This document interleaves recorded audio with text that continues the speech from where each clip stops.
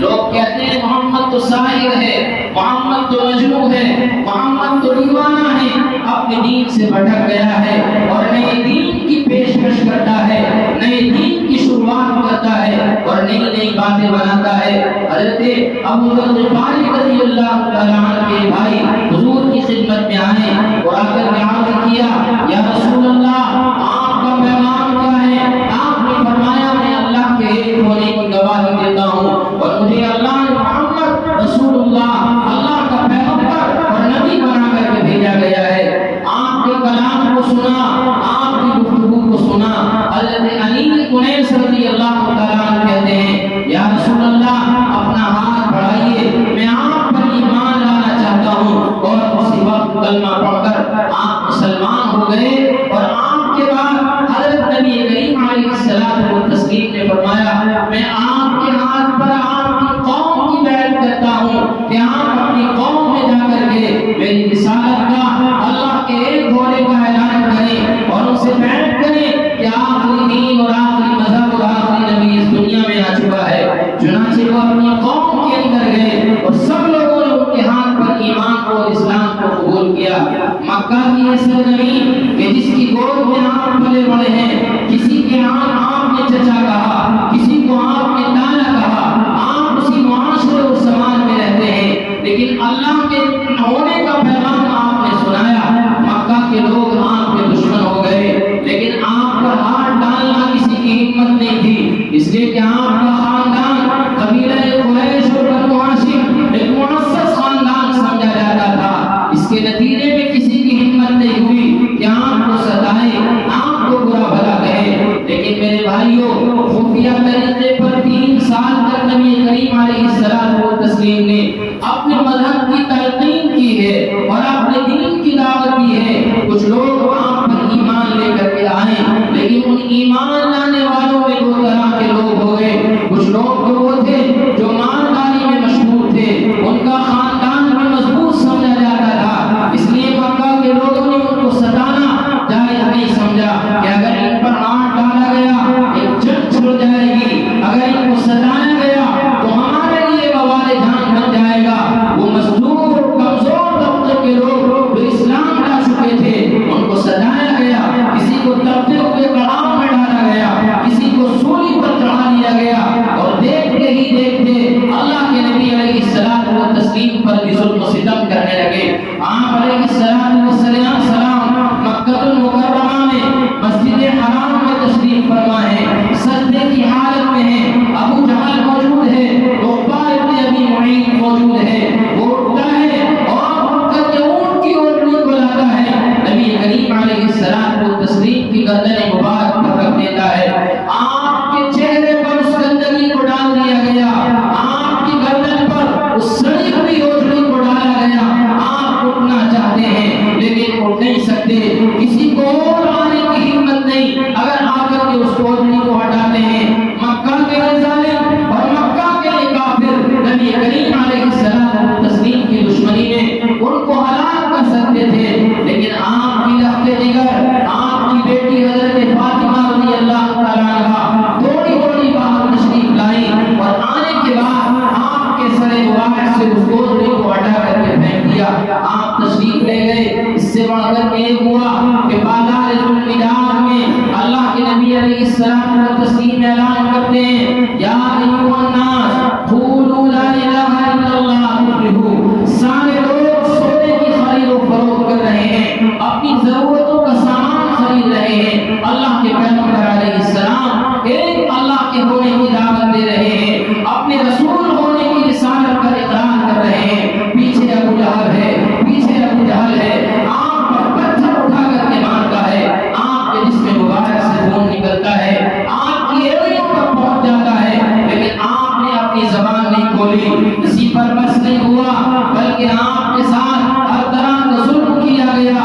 ابو لہب کی 2 بیٹوں کے نکاح میں نبی کریم علیہ السلام تسلیم کی 2 صاحبزادیاں ہیں، ان کا نکاح ہو چکا ہے اور ابھی رخصتی ہونی باقی ہے، لیکن جیسے ہی سورہ ابو لہب نازل ہوئی اس میں اللہ نے فرمایا تبت یدا ابی لہب، کہ ابو لہب کے ہاتھ ٹوٹ جائیں، اس لیے کہ حضور کے راستے میں کانٹے بچھاتا تھا، آپ کو تکلیف دیتا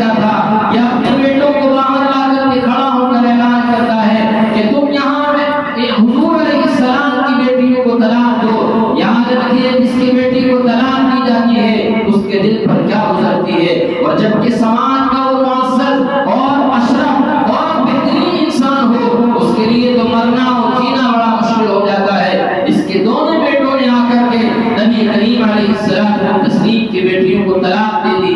یہ سب کچھ کیا گیا، آپ کے پاس حکم آیا کہ آپ یہاں سے ہجرت کر کے چلے جائیں۔ چنانچہ 100 مسلمانوں کی تعداد جس میں مرد بھی ہیں عورتیں بھی ہیں، حبشہ ہجرت کر کے چلے گئے۔ جو اس زمانے کا افریقہ تصور کیا جاتا ہے، وہاں کا بادشاہ جو نصرانی تھا، آخری دین کو نہیں مانتا تھا، لیکن یہ لوگ مکہ کے باشندے چین سے نہیں بیٹھے اور دو لوگوں کو تیار کیا، ان میں سے عبداللہ بن ربیع ہے، عمرو بن عاص ہے۔ انہوں نے ایک پلان بنایا کہ حبشہ کے بادشاہ جو نجاشی ہے اس کے دربار میں پہنچتے ہیں، اور یہ لوگ یہاں سے ہجرت کر کے گئے ہیں، ان کے خلاف علم بغاوت کھڑا کرتے ہیں۔ چنانچہ بادشاہ کے دربار میں پہنچنے سے پہلے یہ اطلاع مسلمانوں کو ملی۔ ان میں ایک صحابی ہے جن کا نام ہے حضرت جعفر طیار رضی اللہ تعالیٰ عنہ۔ وہاں کے لوگوں نے مشورہ کیا کہ دیکھو بادشاہ ہم کو بلانا چاہتا ہے، مکہ کی سرزمین تنگ کر دی گئی ہے، وہاں سے ہجرت کر کے اب حبشہ موجودہ افریقہ کے اندر ہم لوگ یہاں آئے ہیں، اپنے مذہب پر عمل کرنا مشکل ہو رہا ہے، لہٰذا ایسا کوئی لائحہ عمل تیار کرو جس کی بنیاد پر یہ مسلمان بادشاہ ہمیں یہاں رہنے کی اجازت دے۔ چنانچہ سب نے آواز ہو کر کہا کہ حضرت جعفر طیار کو امیر بناؤ۔ چنانچہ امیر بنایا گیا۔ یہ بھی اور مکہ کے کافر اور دشمن بھی نجاشی بادشاہ کے دربار میں پہنچتے ہیں، اور پہنچنے کے بعد انہوں نے اپنا مدعا رکھا اور کہا یہ لوگ مکہ کی سرزمین سے بھاگ کر کے آئے ہیں، آپ کے ملک میں آ کر کے پناہ لی ہے۔ حضرت جعفر طیار رضی اللہ تعالیٰ عنہ سوال کرتے ہیں، اے بادشاہ سلامت، آپ ان سے پوچھئے یا کوئی ہم غلام ہیں، ہم وہاں سے چھوڑ کر یہاں چلے آئے ہیں، یا ہم نے ان کا مال ہڑپ کیا ہے، یا ہم نے ان کے مال کو چوری کیا ہے؟ بادشاہ معلوم کرتا ہے، بتاؤ انہوں نے تمہارا مال ہڑپ کیا ہے، کیا انہوں نے چوریاں کی ہیں؟ ان کے پاس کوئی جواب نہیں تھا، منہ کی کھانی پڑی۔ بادشاہ نے فرمایا جاؤ تم اپنے مکانات کے اندر چلے جاؤ۔ یہ لوگ آئے، مکہ کے لوگ وہاں موجود تھے، ابھی چین سے نہیں بیٹھے، اور پھر بادشاہ کے دربار میں جا کر کے کہا کہ آپ حضرت عیسیٰ کو مانتے ہیں؟ یہ مکہ کے لوگ حضرت عیسیٰ کو خدا کا بیٹا نہیں مانتے۔ چنانچہ پھر طلب کیا گیا، حضرت جعفر طیار رضی اللہ تعالیٰ عنہ آئے، اور آنے کے بعد آپ سے پوچھا گیا کہ حضرت عیسیٰ کے بارے میں تمہارا عقیدہ کیا ہے؟ آپ نے فرمایا ہمارا عقیدہ وہی ہے جو ہمارے نبی کا عقیدہ ہے، اور تقریباً 10-12 چیزیں آپ نے بنائی، اور فرمایا ہمارے نبی نے ہمیں توحید کی تعلیم دی ہے، شرک سے بچایا ہے، ہمیں ہمارے نبی نے اپنے آپ کے بارے میں کہا کہ وہ آخری پیغمبر آخری نبی ہے، ہمیں ہمارے نبی نے صلہ رحمی کا حکم دیا ہے، ہمیں ہمارے نبی نے پڑوسیوں کے حقوق کے بارے میں بتایا ہے، امانت داری کا سبق دیا ہے، دیانت داری کا سبق پڑھایا ہے، سچائی کی تلقین کی ہے۔ ان تمام باتوں کو سننے کے بعد نجاشی جو اس وقت حبشے کا بادشاہ ہے یہ فرماتا ہے اگر خیریت چاہو تو اپنے وطن واپس چلے جاؤ۔ یہ مکہ کے کافروں کے مترجمان بن کر آئے تھے، جن میں عبداللہ بن ربیع تھا، عمرو بن عاص تھا، یہ اپنا منہ لے کر کے مکہ کی سرزمین پر پہنچے ہیں، اور ان لوگوں نے امن اور چین اور سکون کے ساتھ حبشہ کے اندر رہتے ہوئے اللہ کے نبی علیہ السلام و تسلیم کے دین کی تبلیغ شروع کی ہے۔ اس سے پتہ یہ چلتا ہے کہ اگر کسی جگہ مسلمانوں کے لیے دین پر عمل کرنا مشکل ہو جائے، ان کے لیے ضروری ہے اپنا گاؤں چھوڑیں، اپنا وطن چھوڑیں، اپنا شہر چھوڑیں، جہاں چین کے ساتھ، جہاں سکون کے ساتھ، جہاں عافیت کے ساتھ، جہاں عزت و وقار کے ساتھ ان کے لیے ان کے دین پر عمل کرنا آسان ہو، وہاں جا کر اللہ کے دین پر عمل کریں اور اپنی زندگیوں میں اس کو داخل کریں۔ آج کے زمانے کے حالات کو ہم دیکھیں، جو حالات اس زمانے میں مکہ کی سرزمین پر مسلمانوں کے ساتھ تھے، وہی حالات آج بھی مسلمانوں کے ساتھ کیے جا رہے ہیں، لیکن سیرت ہمیں سبق دیتی ہے، سیرت ہمیں یہ پیغام سناتی ہے کہ ہم صبر کا دامن نہ چھوڑیں، ہم ہمت اور استقامت کے ساتھ اس محمد عربی صلی اللہ علیہ وسلم کے دین پر عمل پیرا رہے۔ جو حالات اس وقت تھے کہ کسی کو پکڑا جاتا تھا اور پکڑ کر تپتے ہوئے کڑھاؤ میں ڈال دیا جاتا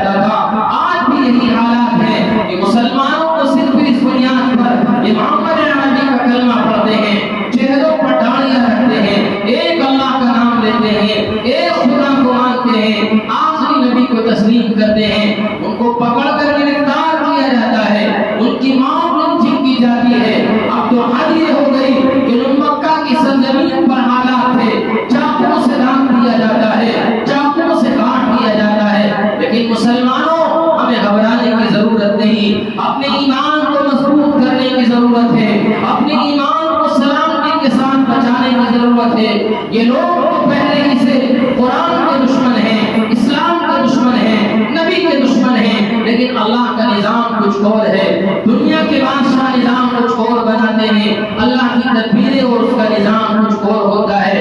اسلام کو مٹانے کے لیے، اللہ کے دین کو مٹانے کے لیے کتنی حکومتیں آئیں، کتنی سلطنتیں آئیں، کتنے بادشاہ آئے، سب خاک میں مل گئے۔ اللہ کا دین کل بھی زندہ تھا، آج بھی زندہ ہے اور صبح قیامت تک زندہ رہے گا۔ اللہ کے نبی علیہ السلام نے ارشاد فرمایا، روئے زمین پر جب تک ایک اللہ کہنے والا موجود رہے گا، اس دنیا کا نظام باقی رہے گا۔ ہم تو اس سے آگے بڑھ کر یہ کہتے ہیں، یاد رکھیے جس دن ہم نہ ہوئے یہ دنیا نہ ہوگی، جس دن مدرسے نہ ہوئے یہ دنیا نہ ہوگی، جس دن یہ مسجدیں نہ ہوئے یہ دنیا نہیں ہوگی۔ اس لیے کہ آخری وقت تک میرا اور آپ کا وجود اس دنیا کی بقا کا ضامن ہے، اور جس دن اس دنیا میں کوئی خدا کا ماننے والا اور اللہ کی عبادت کرنے والا موجود نہ ہوگا، اس دنیا کے نظام کو تحس نحس کر دیا جائے گا۔ لیکن آج کے زمانے میں جو لوگ اس طرح کی تدبیریں اور کوششیں کر رہے ہیں، ان کو سمجھنے کی ضرورت ہے، ان کو عقلوں پر جو پردے پڑے ہوئے ہیں اس کو ہٹانے کی ضرورت ہے۔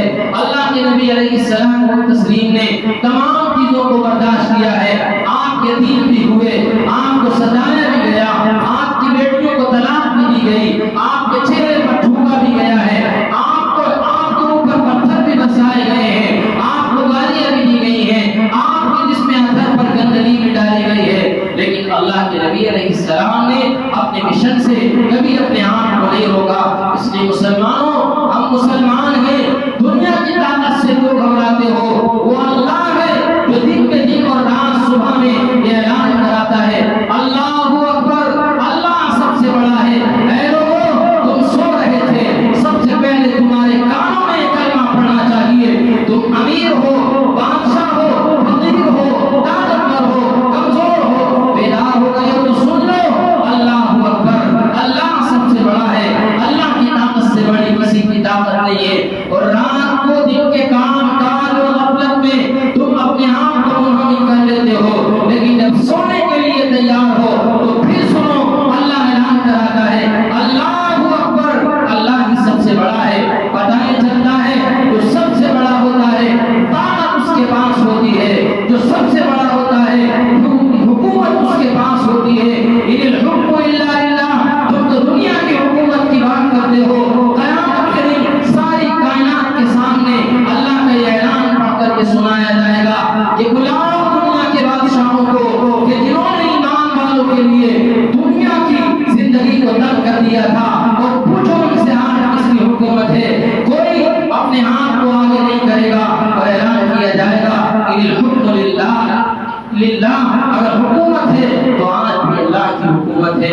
اس لیے مسلمانوں، گھبرانے کی ضرورت نہیں ہے۔ جب اس طرح کے حالات آئیں، مکہ کی زندگی کو سامنے رکھو، 13 سال کی زندگی نبی کریم علیہ السلام و تسلیم کی کن حالات سے گزری ہے، وہ میرے اور آپ کے لیے سبق ہے، وہ میرے اور آپ کے لیے یہی پیغام لے کر کے آتی ہے کہ ہم کٹ جائیں، مر جائیں، سب کچھ ہو جائے، لیکن اللہ کے نبی علیہ السلام کے دین کو نہ چھوڑیں۔ محمد عربی صلی اللہ علیہ وسلم کا لایا ہوا دین میری اور آپ کی عزت کا ذریعہ ہے، لیکن ہم یہ سمجھ رہے ہیں کہ اگر ہم نے محمد کے دین پر عمل کر لیا تو ہمیں ہلاک کر دیا جائے گا۔ نہیں، یاد رکھیے، جن لوگوں نے محمد کے دین پر عمل کیا ہے وہ دنیا میں کل بھی کامیاب ہوئے اور آنے والے وقت آخرت میں بھی کامیاب ہوئے ہیں اور ہوتے رہیں گے۔